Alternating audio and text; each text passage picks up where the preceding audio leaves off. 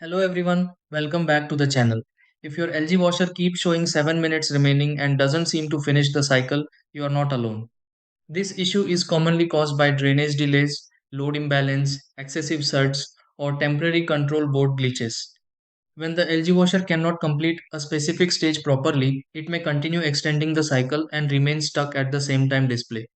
Fortunately, this doesn't always mean there's a serious problem with the machine. Before scheduling a repair, there are several simple troubleshooting methods worth trying.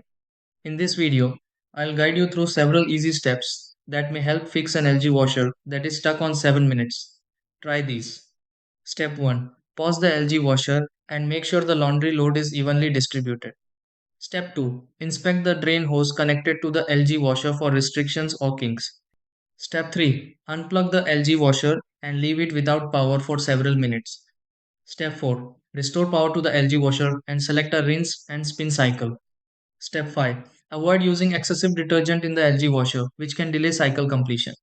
Step 6. Confirm that the LG washer completes the cycle normally and no longer remains stuck at 7 minutes.